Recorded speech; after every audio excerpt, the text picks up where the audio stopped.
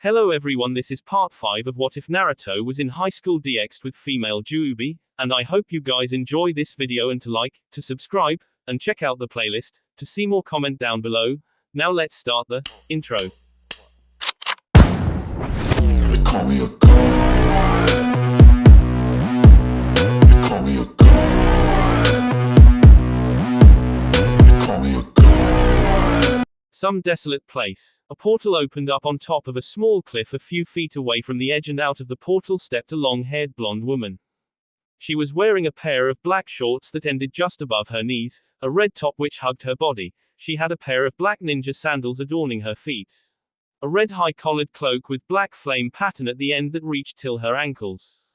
Natsumi looked around the desolate place for a moment, noticing the red sky. So, I am somewhere in the devil's dimension, she thought absent-mindedly. Before she could ponder something else, the stench of blood reached her nostrils, making her grimace slightly. Moving towards the edge of the cliff, she looked down, her eyes widening slightly at the sight that lay before her. There were bodies everywhere she could see, along with huge craters that littered the whole landscape. Dread filled her at the sight. It was not the first time she was witnessing something like this, but the possible implications made her panic slightly. Focusing her mangekyo slightly, she recognized that the bodies belonged not just to the devils, but also angels and fallen angels, as evident by the white and black feathered wings some of them possessed. She jumped down from the cliff, landing softly on her haunches. Getting up, she started walking through the battlefield, trying to recognize the people. She recognized some of the faces: Syrex, Grayfear, Azazel. She knew they were really strong people, signifying that the chimera-like being that was still causing havoc in the distance must be really powerful if the likes of Syrex and Azazel together along with all the others couldn't take it down together. Natsumi continued to look around, trying to find a specific person and hoping that she doesn't find that person. The longer it was taking for her, the complicated her emotions got. She was feeling relief and dread at the same time. After looking around for a bit, her eyes landed on a brown-haired teenage boy who was wearing the remains of what looked like the Kuo Academy's boys' uniform. The slight relief the blonde was feeling vaporized into nothing as she recognized the bloody body belonged to Issei.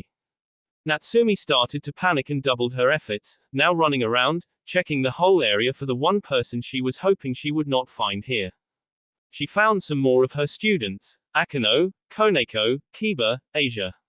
Each time she found one of them, her heart filled with even more dread and her heartbeat increased.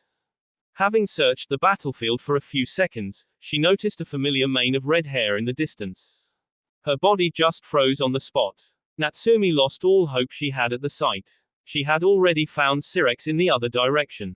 Her brain knew what this meant, even though her heart didn't want to believe it. Natsumi started moving slowly towards the redhead. No, no, no, no, no, no, no, she whispered to herself as she moved.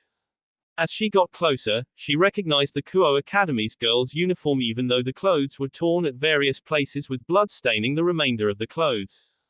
The red-haired girl lying face down, and Natsumi was now close enough to see a small black rod sticking through her back where her heart would normally be. Tears started to fall freely from the blonde's face as she continued to slowly close the gap between herself and the dead person. Having reached the fallen girl, she crouched down, pulled the black rod out and put her hands under dead body in an attempt to flip it. Natsumi couldn't help but hesitate though. Please. Please be someone else, she desperately pleaded before she steeled herself somewhat and flipped the girl over. Natsumi gasped, seeing the familiar beautiful albeit blood-covered face, lost her balance and fell to her knees. Her heart skipping a few beats in shock and realization. Her breathing hitched as her tears doubled down at the sight of her redhead surrogate daughter lying dead in front of her, her worst fears having come true. She cradled Rias' upper body in her arms, embracing her as she continued to cry. I am so sorry, I couldn't save you. I should have come sooner, Natsumi wheezed out. I am so sorry. I am so sorry. I am so sorry. She continued to apologize while holding onto her dead surrogate daughter's cold body and crying uncontrollably. Uzumaki residence, night time. Rias had woken up in the middle of the night feeling parched and thirsting for water. She got up from her bed and headed for the kitchen while rubbing her eyes slightly, still feeling sleepy. Once in the kitchen, she opened the refrigerator. Taking out a water bottle, turning the cap open, she proceeded to drink the cool water. Once done, she put the bottle back and closed the refrigerator door and started walking towards her room. Just as she was about to enter her room, she heard some noises coming from her surrogate mother's room. The redhead, deciding to check on her, moved towards her room. As she moved closer to the room, she could make out her surrogate mother's mumbling. It seemed like she was apologizing to someone with a hitch in her voice that came with crying. Having heard that, Rias hurried into Natsumi's room and found the older woman crying in her sleep while continuously repeating, "I am sorry," over and over. Hurrying towards her bedside, Rias bent over and shook the blonde's shoulders slightly. "Car-chan, Car-chan," she called out. Hearing her name being called, Natsumi opened her eyes slowly, purple bleeding out to reveal blue eyes. Were her eyes just purple now, or was I imaging? Rias thought to herself, having noticed the change even in the darkness due to her devil eyesight. Natsumi turned towards the person calling out to her, Rias. She asked as she got up and sat on her bed. Rias let go her surrogate mother's shoulders and switched on the bedside lamp. "Yes, Car-chan, it's me," she replied with a small smile. With the bedside lamp now illuminating the room slightly, Natsumi could clearly see her surrogate daughter, which brought some fresh tears to her eyes. It was just Nightmare. Thank God, she thought, relieved to see the redhead alive and well. Natsumi just embraced the standing redhead, startling her a bit, the blonde's hands circling around Rias' waist as her head rubbed against her belly over her t-shirt. Natsumi could feel the warmth coming from the redhead, unlike the version she just witnessed in her dream. The thought itself caused the blonde's breath to hitch again. Rias got a bit worried at her mother's reaction. It was the first time she had witnessed the blonde woman acting like this since they met a few years ago.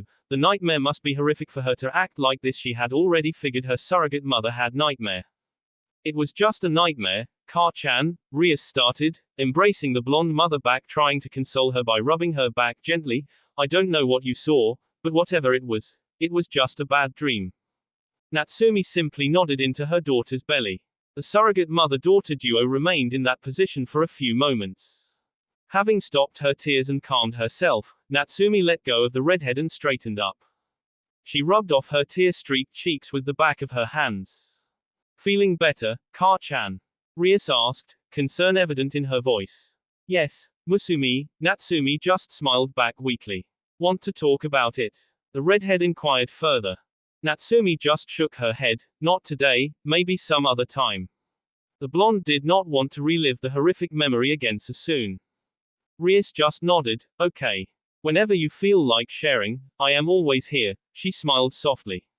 She knew her mother would come clean soon, and so, she didn't want to force her to relive the nightmare when she was not ready. Rias was about to leave the room, when an idea popped in her head. "Car-chan," she started, gaining the blonde's attention, "would you like it if I sleep next to you tonight?" she finished. Natsumi just smiled at her daughter's thoughtfulness. "Yes," she simply nodded back. With a smile, Rias walked to the other side of the bed while closing the bedroom door on her way and got under the covers of the double bed. Natsumi switched off the lamp and turned towards the redhead, who was already lying facing towards her. Natsumi herself proceeded to lay down on the bed, cuddling the redhead into her chest. "Thank you, Rias. Good night. I love you," she whispered into the redhead's ears, closing her eyes. "I love you too, Car-chan," Rias replied back, closing her eyes as well. "Good night." The surrogate mother-daughter fell asleep soon, cuddling. The next day, Kuo Academy Infirmary. After school hours. Natsumi was standing by the medicine cupboard, looking through the medicines she had in the infirmary, making sure that none of them had already expired. She was wearing a white knee-length pencil skirt along with a red button-up shirt. Her legs were covered in skin-colored stockings while her feet adorned a pair of red medium-heeled shoes. She had her usual white nurse's coat on. Her hair was tied up in a loose bun with two chest-length bangs framing her face. A knock on the door got her attention. "Come in," she smiled, already knowing who was behind the closed door. The door slid open, revealing a smiling Rias. "Good evening, Nat-sensei," she greeted the blonde surrogate mother, while stepping inside and closing the door behind her. "Good evening, Rias-chan," Natsumi greeted back, continuing to sort through the medicinal supply. Rias put her bag on one of the chairs and joined the blonde nurse. "What are you doing?" she asked. "Just checking for expired stuff," Natsumi replied back while she put a bottle of cough syrup which had not expired back in the cupboard. I will help, the redhead declared and started doing the same as the blonde nurse, focusing on the shelf below the one Natsumi was sorting through. Thanks, Natsumi just smiled.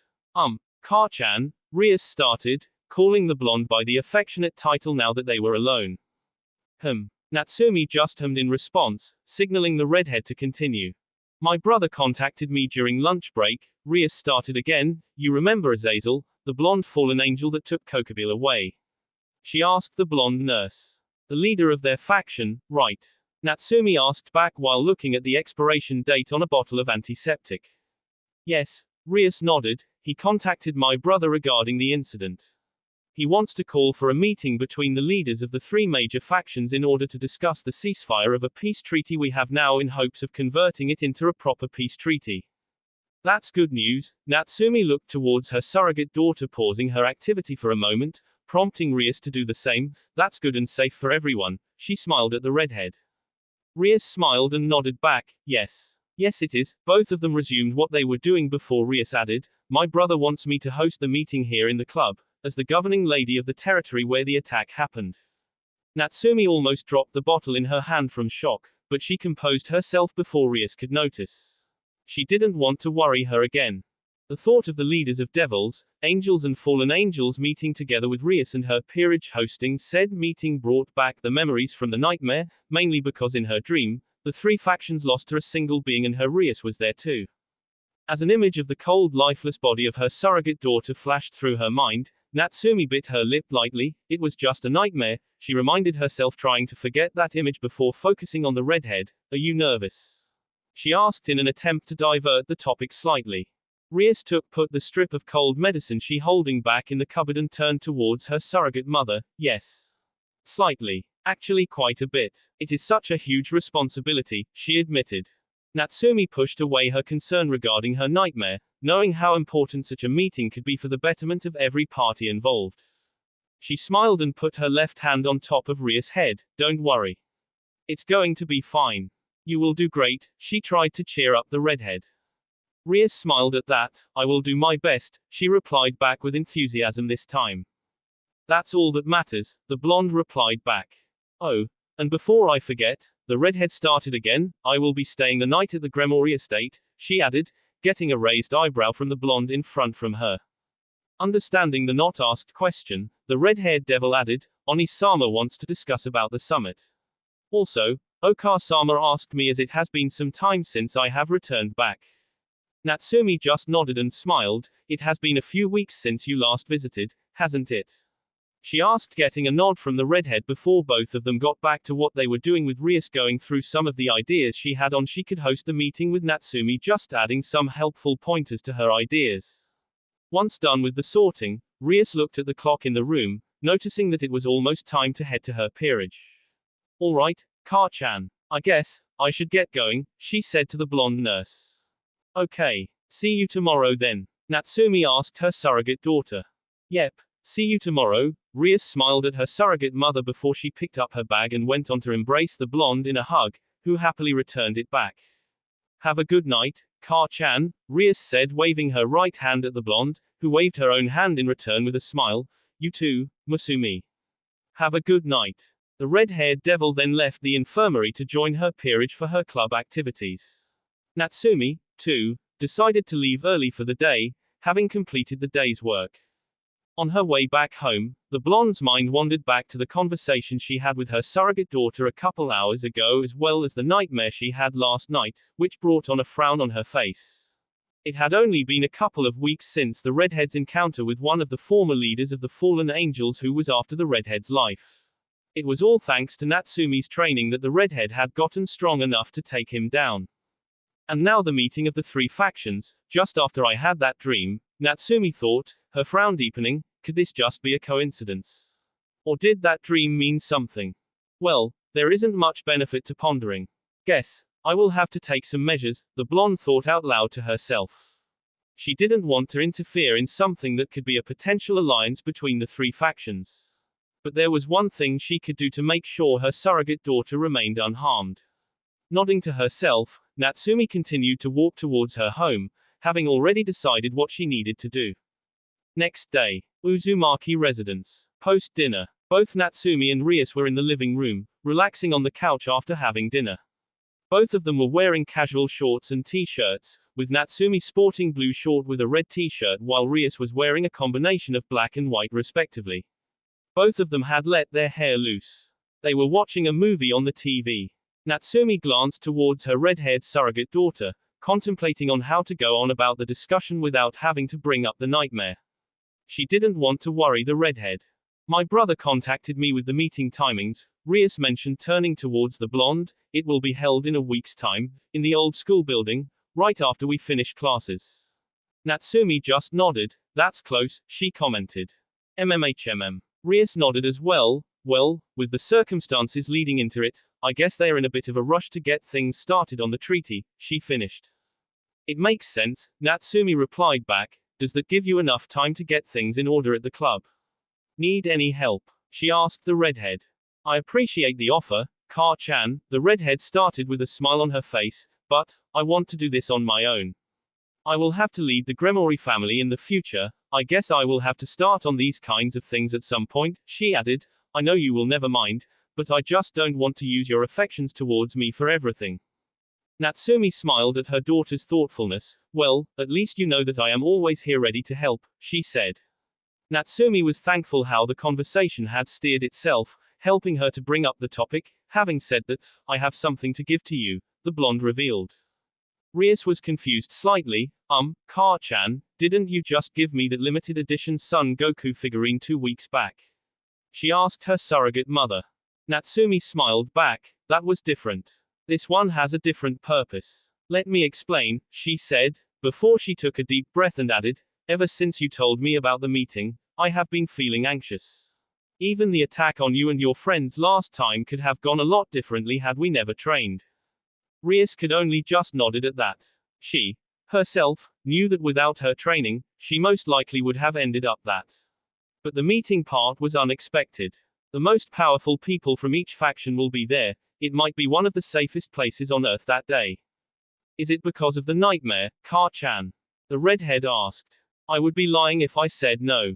But, I am still a bit uncomfortable talking about it for now, the blonde truthfully responded, effectively stopping Rias to question her further on that topic, and that's why, I want to give you something, she added as she activated her Rinnegan.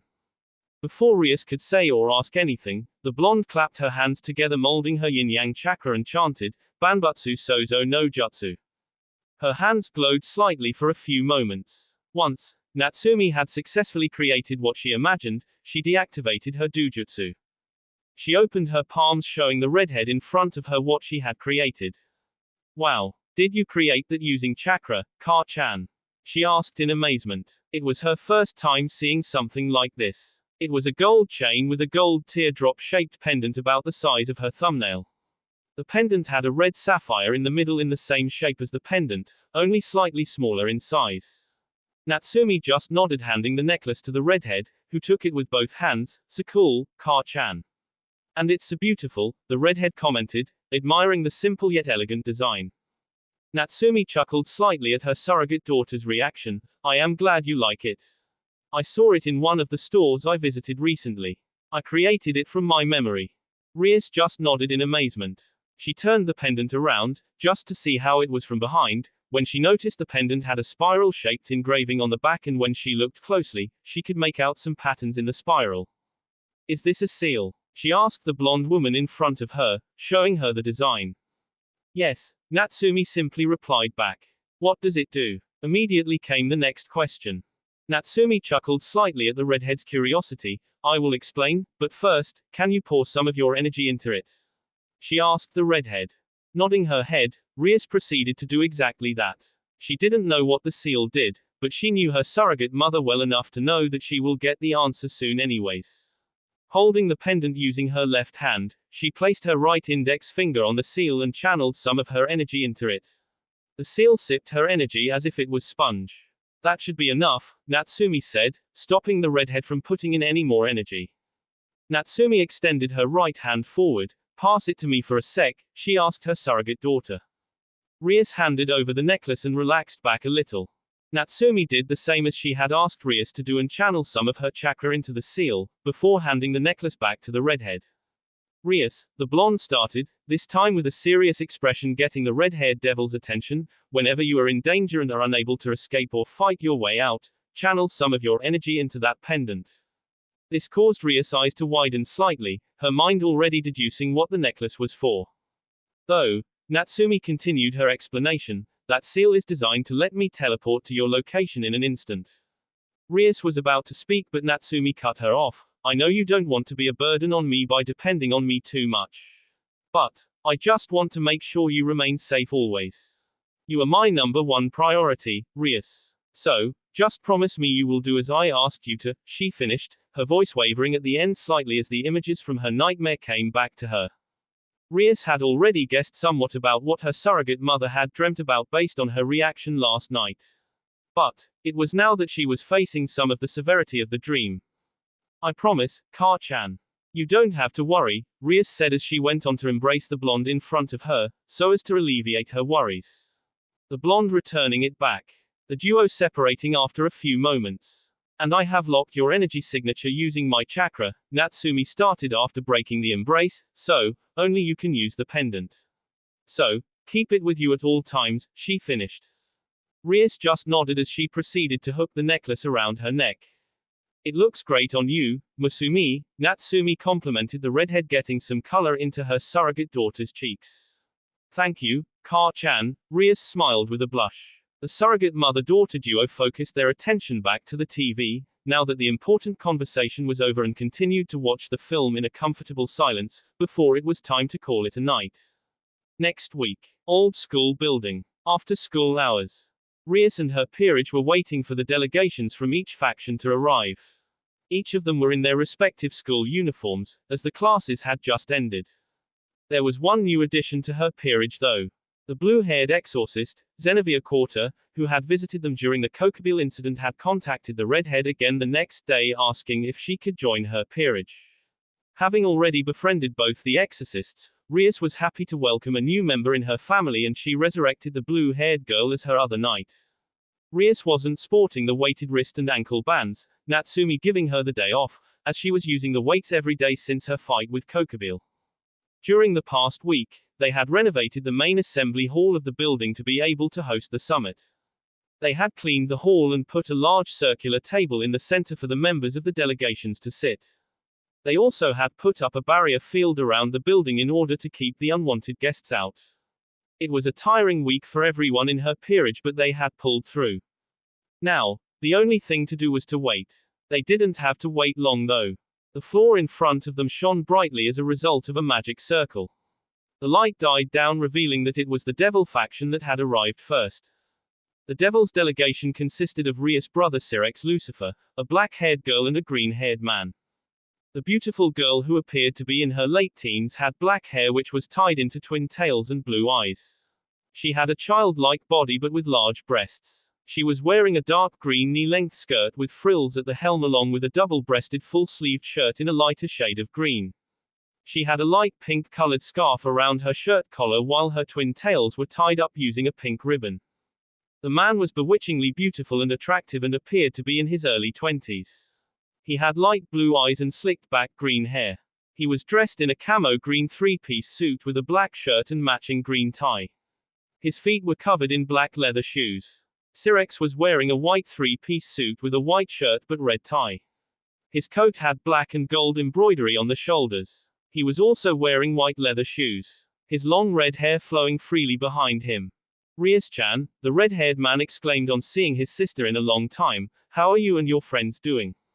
We are doing fine, Oni-sama, Rias replied back with a small smile before she greeted the other Satans, bowing politely. Good evening, Seraphal-sama, Ajuka-sama, her peerage reflecting her actions. Good evening, Rias-tan, the twin-tailed girl, now known as Seraphal, was the first to reply, followed by the man in green, now identified as Ajuka. Good evening, Gremori-san. Before anything more could be said, another magical teleportation circle interrupted them. Out of the circle came the delegation from the fallen angels led by Azazel and consisted of Vali and a white-haired man. Rias noticed that both Azazel and Vali were in the same outfits as they had been in when they came to Kuo to retrieve Kokobile. The white-haired man had the appearance of a handsome man in his 20s, with purple eyes. His outfit consisted of a purple beret hat, purple trench coat over a black vest, white pants and black boots. Hello everyone, Azazel started as they joined the other group. I am the Governor General of the Grigori, Azazel. He introduced himself, extending his right hand forward towards Syrex, who reciprocated the gesture for a handshake. This is one of the leaders of my faction, Shemhazai. He gestured towards the white-haired man on his right. The now named Shemhazai nodded politely in greeting as well. He then gestured towards the man on his left, and this is my protege, Vali, said protege, nodding in greeting as well. It was Syrex who took the role of introducing his own delegation while Rias introduced herself along with her peerage. Each person nodding politely in greeting, reflecting the actions of the fallen angels. It wasn't long before another magic circle signaled the arrival of the last delegation, that of the angels. The delegation consisted of 2 blonde males and a blonde female. Hello, everyone. Sorry, we were a bit late, one of the blonde males started, the 3 having joined the group as well. My name is Michael, I am the current leader of the Seraphs as well as the angels. He introduced himself in a polite tone. He had the appearance of a handsome-looking man with long blonde hair and green eyes. His eyes were shaped in a perpetually sad manner. He was wearing a black 3-piece suit with a white shirt underneath and a black tie. He also had black leather shoes along with white socks. His long blonde hair had been left loose. He then gestured towards the blonde woman on his right. This is Gabriel, another of the Seraphs. He introduced the lady. How do you do? I am Gabriel, reintroduced the blonde female. She had the appearance of an extremely beautiful woman with curly blonde hair and a voluptuous figure. She was wearing white business suit with a blue shirt under the coat and a knee-length pencil skirt. Her legs were covered in skin-colored stockings while her feet in white medium-heeled office shoes. Her hair was left loose. Having seen the beautiful blonde, Issei was having trouble controlling his urges to just ogle her beautiful clothed breasts and praise whoever created them. Though, he did try his best knowing the importance of the meeting. Michael then gestured towards his left, introducing the other blonde male. This is Giulio Gezelado, my joker, getting a polite bow from the guy. He was a handsome young man with blonde hair and green eyes. He was dressed in priest clothes. There were another round of introductions by the devils, whereas Azazel just introduced Vali, the angels already familiar with both the fallen angels' leaders as they were once angels themselves. Now that we are all here, we should start. It was Syrex who initiated, getting a nod from all the leaders. Rias, nodding towards her brother, got her peerage members to show the leaders to their respective seats around the table. The 3 delegations were sitting equidistant from each other around the round table. Syrex was in the middle for the devils, with Seraphal on his left and Ajuka on his right. For the angels, it was Michael in the center, with Gabriel sitting on his right and Giulio on the left. For the Grigori, it was Azazel in the center, with Vali sitting on his right and Shemhazai on his left. It was Azazel who started the discussions with the attack on the Gremori heiress, asking Rias to narrate the incident from her point of view. She obliged with the request, narrating almost everything that happened that night. She obviously left out her surrogate mother from the story, knowing that if the blonde wanted to be known, she would not be living with her power sealed. I know, this was something that was orchestrated by a leader from my faction, the Governor General of the Grigori started, and I am truly sorry for that. But I can promise you all that, war is not something we crave. Also, we all know there are people in each of our factions who want the war to resume. He finished looking at the other leaders. Neither the devils nor the angels could refute that claim.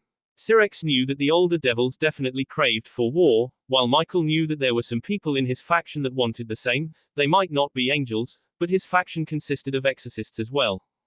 And they still try, mainly because they know we merely have a ceasefire at the moment, not a true treaty or alliance that will guarantee peace, the blonde fallen angel added. I agree, it was Ajuka who spoke up this time. It is much easier to violate a ceasefire agreement with very little consequences to an individual. As long as we don't do something about incidents like these will continue to happen. It wasn't the first time, and it definitely won't be the last, Seraphal agreed with her fellow Satan. We agree as well. It was Gabriel who spoke from the angels' side, getting satisfied smiles from everyone present. So, we all agree to put an end to the existing ceasefire and aim for a proper peace treaty. Michael summarized the collective sentiments of the 3 delegations, getting nods of approval from each faction's leaders. So, I guess, This moment effectively marks the end of the Great War as we take a step towards a truly peaceful future. Sirex smiled at the leaders. I say, we extend this summit, so as to reach a definite conclusion regarding the negotiations that will need to be put in place. I second that, Michael replied with a smile. So do I, came the reply of Azazel. Rias was happy that the meeting was a success, but was also groaning inside for having to host the summit longer than she expected. Before anything else could be said or agreed upon, they were interrupted by another magic teleportation circle at the center of the table. None of them recognized this one though, which made each of the party to stand up from their seats, the guards up. Out of the teleportation circle, appeared someone who had the appearance of a middle-aged man in his 40s. He had dark silver hair, a goatee and hazel eyes. He was wearing white-colored robes with blue and gold highlights over some black-colored inners. He had blue and gold shoulder pads over his shoulders, much like the ones on Michael. But, unlike Michael's, his had multiple plates that went down till his elbow. The Satans recognized the man, but before they could do something, the man cast a wide teleportation circle, teleporting the entire group including Rias and her peerage out of the old school building in Kuo. Kuo Academy. Infirmary. A few minutes earlier, Natsumi was in the infirmary, giving first aid to a student who had gotten himself a scratched knee during his club activities. The student, a boy, was sitting on one of the beds, with Natsumi herself sitting on her chair which she had dragged across the room. The blonde woman was in her usual outfit consisting of a black pencil skirt along with a green button-up shirt over which she wore a white doctor's coat. She also had her usual black stockings and medium-heeled black office shoes on. Her hair was tied up in a high ponytail. The unnamed student in front of her was of average height and build, had short brown hair and black eyes. He was wearing a magenta-colored tracksuit. He had both his legs up on the bed, with the track pant on his left leg propped up for easy access to his scratches. All done, she said once she was done, putting the bandages back in the box and got up, prompting the student to roll down his pants get up as well. Thank you, sensei, he thanked the blonde nurse bowing politely, getting a soft smile from the blonde. Natsumi might have been working, but her main focus was towards the old school building where Rias Occult Research Club gathered. She had her senses extended looking out for her surrogate daughter, just in case something unexpected happened. The blonde knew the redhead was in a safe place with the strongest members of not only her race but other factions as well present, and she could tell from their emotions that they didn't mean any harm and truly wished to cooperate with the others. But that didn't satisfy the paranoia she was feeling. Normally, she would have liked to be present as well, but Rias wanted to handle the affair on her own. There was also the fact that her presence there would raise more questions. Then there was also the fact that she didn't know much about the workings of the factions apart from what little information Rias knew and had told her. As such, she didn't want to interfere with their summit. What she was doing right now, using her chakra to get a sense of the place, was the next best thing for the blonde. Just as the unnamed student left the infirmary, the blonde nurse felt a hostile presence where the delegations had gathered. The presence didn't last too long though, and only a moment later, she couldn't sense a single living being in the old school building. This caused the blonde surrogate mother to panic for the safety of the one person she had come to love after her family had passed away. Why will it come true? Natsumi thought. The dream she thought was just a nightmare seemed to be coming true. She rushed out of the infirmary, running towards the old school building with all the speed her sealed form could provide, which was still much quicker than an athlete. In her panic, she had forgotten about the seals she had placed on her and the other quicker modes of travel available to her. As she ran, she ripped the left side of her skirt till just below her hips, providing herself with some much-needed free movement. It didn't take long for the blonde to reach the barrier surrounding the building, which she easily bypassed using her intangibility. She then continued to rush towards the main assembly hall, where Rias had told her the meeting would be held. Once there, she pushed the doors open looking around with her mangekyo, as well as extending her chakra so as to find any clue she could about the whereabouts of her surrogate daughter. Finding nothing, she started to hyperventilate a little from panic, before she got a hold of her emotions. I need to calm down if I want to find her, she thought, and took a couple of deep breaths to calm herself down. I am sure she will contact me, in case things go south, she thought, trying to keep her spirits up. She went ahead and sat in one of the chairs and closed her eyes, trying to focus on the little chakra she had sealed in the necklace that she given to the redhead. With Rias, somewhere in Devil's Dimension. Rias and her peerage along with the delegations from the three factions were somewhere in a desolate barren land in the Devil's Dimension, as evident from the red sky above. There were no signs to any kind of flora or fauna for miles. There was nothing but small hills, cliffs and rocks everywhere. Though, their current location was the least of their worries. All of their attention was on what was in front of them, a sight which had shocked all of them. In front of them stood a large beast with characteristics coming from different animals like a lion, a leopard, a bear, a dragon, etc. It had 7 necks, 7 heads, 10 horns, as well as 7 long thick tails of different shapes.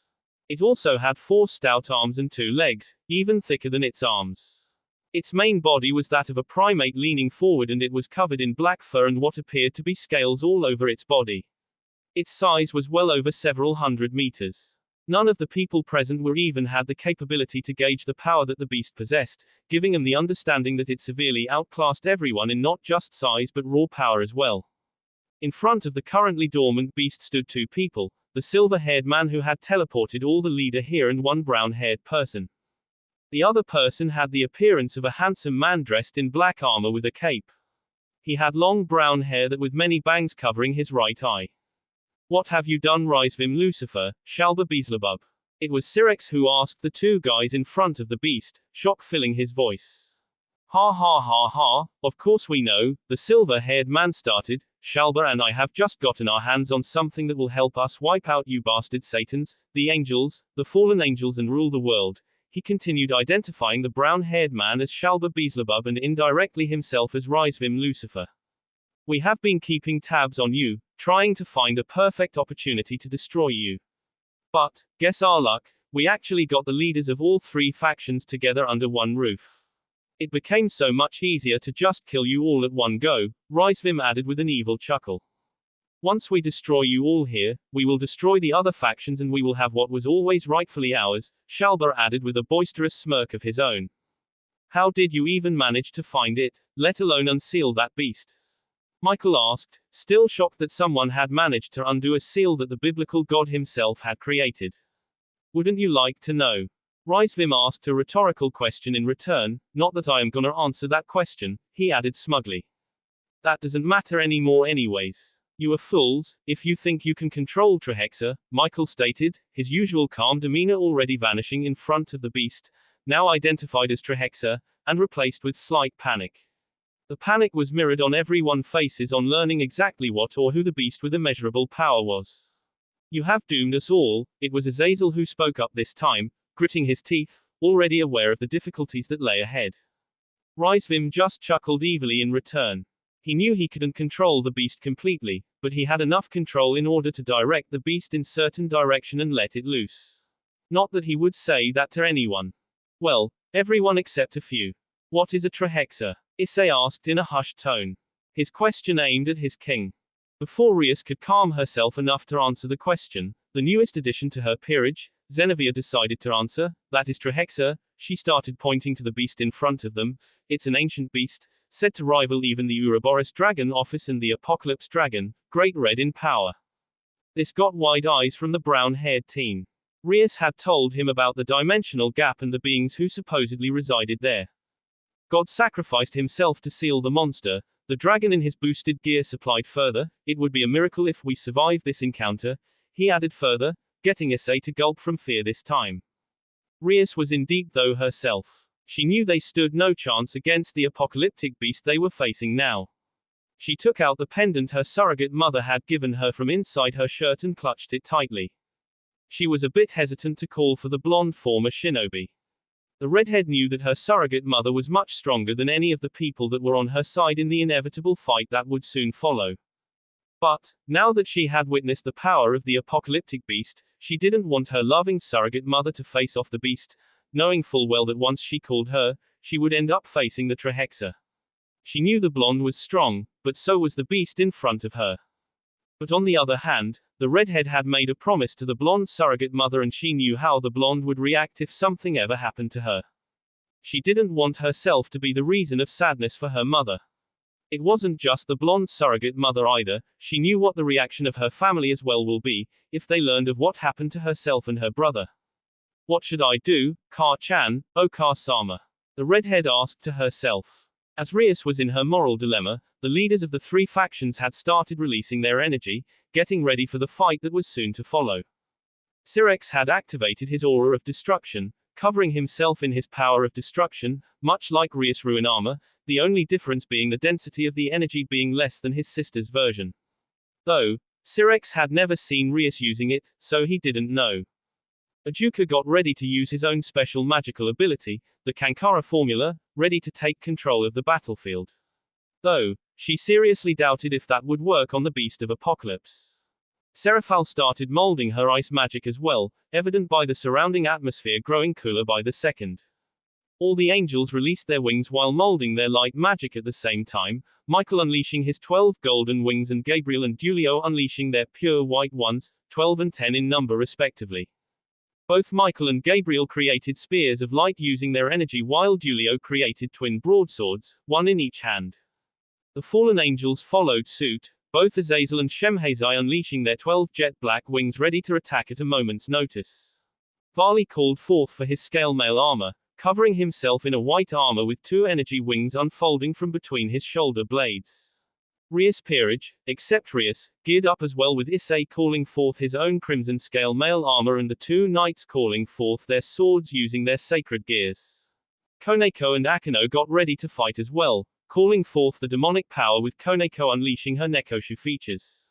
Asia, take shelter, Akino asked the lone healer of the group, who nodded in return. She knew her role was in support and not direct confrontation. Seeing their futile efforts, Rizvim smirked and sent a mental command to the beast behind him, waking up the currently dormant beast from its slumber. The beast opened all of its eyes and roared loudly, releasing some of its power, getting ready to do what it had been created to do, destroy everything in its sight. The roar sent shockwaves all around the desolate region, forcing the people to brace themselves so as to not get blown away. Rizvim and Shalba themselves powered up, already knowing someone will come after them. Also, they knew couldn't control Trehexa completely, so they had to be ready to take action. Before any shots could be fired from any end though, Rias reached her decision. She decided to call for her surrogate mother. She had made a promise after all, and she knew her surrogate mother was strong enough to maybe defeat the apocalyptic beast, and if not, she knew she will be able to find a way. So, she decided to uphold her promise and put her faith along with everyone else's into her surrogate mother's strength again. She channeled a small amount of her energy into the pendant as the smiling image of her surrogate mother flashed in her mind. The red sapphire glowed a bright red in her hands, with beams of red light escaping from the crevices of her folded hand, catching the eyes of everyone present. With Natsumi. Kuo Academy Old School Building. Main Hall. Having sensed the familiar call of her own chakra, Natsumi opened her eyes with a relieved smile on her face. Her red-headed surrogate daughter had activated the seal. That meant she was safe, at least for now. Also, she now had a marker to teleport to her location. Hold on Masumi, Ka-chan is coming, she said to no one before she concentrated on the chakra signature of the marker and vanished from the spot she was occupying in a golden flash, leaving behind an empty hall. That will be it for this video. If you want more, comment down below, like, subscribe. And see you guys later.